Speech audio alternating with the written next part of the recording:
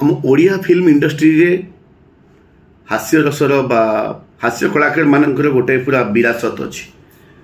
ଜୟରାମ ସାମଲଙ୍କଠୁ ଆରମ୍ଭ କରି ଆମର ଦେବୁ ବ୍ରହ୍ମା ନରୀ ବ୍ରଜ ଠୁ ଆରମ୍ଭ କରି ବର୍ତ୍ତମାନର ପପୁ ପମ୍ ପର୍ଯ୍ୟନ୍ତ ଗୋଟେ ବହୁତ ଦକ୍ଷ କଳାକାରମାନେ ବାହାରିଛନ୍ତି ଏବଂ ହାସ୍ୟରସ କଳା ପ୍ରଦର୍ଶନ କରିଛନ୍ତି।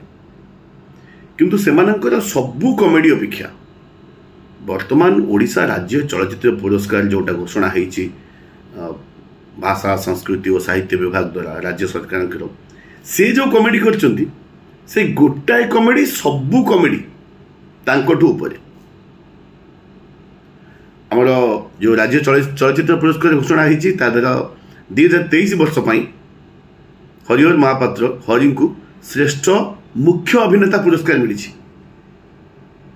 এই ଗୋଟାଏ କଥାରେ ଆସନ୍ତା 10 ବର୍ଷ ପାଇଁ ଆଉ କମେଡ଼ି ଦରକାର ନାହିଁ।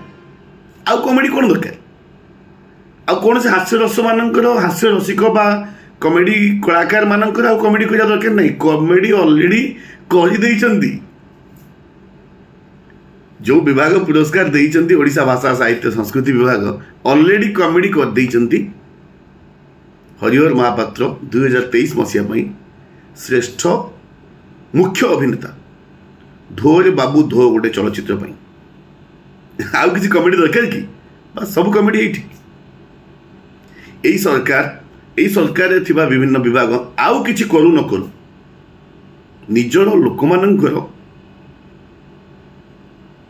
ପ୍ରାପ୍ୟ ସୁଝିବା ପାଇଁ, ସେମାନେ ଯେଉଁ କାମ କରିଛନ୍ତି ତାଙ୍କର ପ୍ରାପ୍ୟ ସୁଝିବା ପାଇଁ ପ୍ରକୃତ ବାସ୍ତବ କାମ କରିଛି।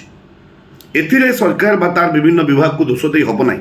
ତାଙ୍କ ପାଇଁ ଯେଉଁମାନେ କାମ କରିଛନ୍ତି ତାଙ୍କ ଋଣ ସୁଝିବାରେ ଏ ସରକାର ବହୁତ ସୁନ୍ଦର କାମ କରୁଛନ୍ତି। ସେଇଟା ଆମେ ଯେଉଁ ବହି ତ୍ରୁଟି ହେଇଛି ଶିକ୍ଷା ବିଭାଗରେ ଯେଉଁ ବହି ତ୍ରୁଟି ହେଇଛି ସେଥିରୁ ଦେଖିପାରିଲେ, ଏଥିରୁ ବି ଆମେ ଦେଖିପାରିବା ବର୍ତ୍ତମାନ ଯେଉଁ କମେଡ଼ି କରିଛନ୍ତି ଯେଉଁ ପୁରସ୍କାର ଦିଆହେଇଛି।